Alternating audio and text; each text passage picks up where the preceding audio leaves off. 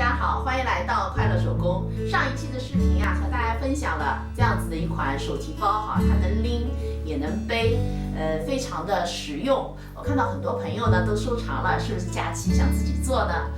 推荐大家做哈，这款包呢，很漂亮，新款，而且真的，要在网店里面卖的话也非常的贵，我觉得还是自个儿做比较划算，能够挑到自己喜欢的布哈。朋友们有时候在想哈，我看到一个新的款式，就能马上把它做出来，拍成视频分享给大家，是不是觉得我挺厉害的？其实并不是像大家想象的这样子的哈。我拍视频做一个包，比如说像这样子的一个哈过程啊，说心里话哈，还是挺艰辛的。比如说我看到了一个新款，想把它做出来拍成视频哈，我呢会用这样子的一个碎料先做一个小样哈。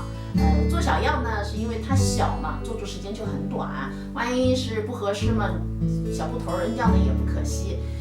做了这个小样以后，我心里边就觉得好像我能做出七七八八了。接下来呢，我根据网站上的数据剪出了子型。我觉得我的准备工作，到子型这儿呢就已经准备的差不多了，我觉得可以动手开始拍视频了哈。这个呢就是我第一次拍的视频做的包。这个包啊，全部都做完了。当做这个小的时候呢，你不会考虑到很细的一些细节上的事，因为这只是一个模型，其实就是一个很粗糙的一个东西嘛。做完这个以后呢，我发现这个包带啊有问题。首先呢，就是背起来、拎起来没有问题，但背起来的时候呢，和我想象当中的效果它不一样。还有一个呢，就是收纳的时候，这两边啊太硬了，它不可能收纳成很服帖的样子。哦，朋友们，这时候我做这个包已经拍了2天视频了，我这2天拍了个寂寞，没办法，还得重新拍。那这就是我第2次拍的哈，就是大家看到的上一个视频，还不错。因为有第1次的整个过程和经验了，那这个呢就拍得很顺利，用了2天时间呢就把它拍好了。现在和大家聊起来哈，想想看，拍了这个视频，我先后用了4天的时间，外加准备1天，这个视频我整整用了5天时间，过程很艰辛哈，但当时真的不觉得，这个很顺利的拍好以后吧，心里还特别的高兴。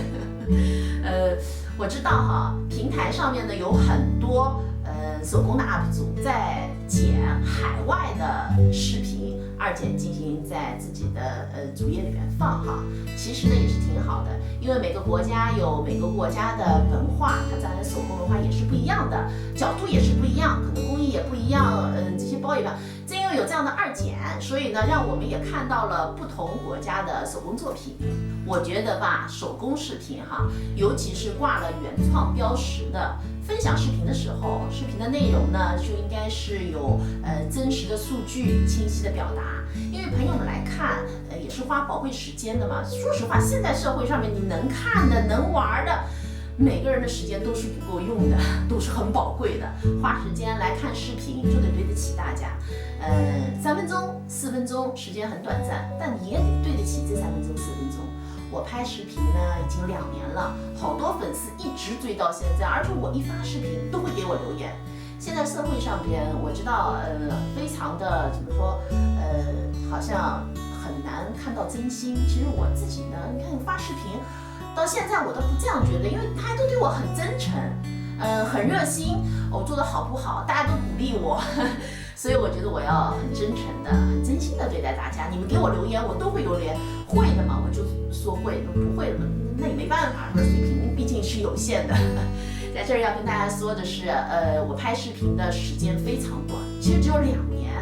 在拍视频这块儿哈，比如说什么拍的角度啊，那环境呢，家里边就是我就在我们家厅里拍的，环境很小很局促，镜头给不了那么多，所以整个视频的感觉我觉得还是挺枯燥的。朋友们也爱看，我大家都会给点赞哈，也谢谢大家。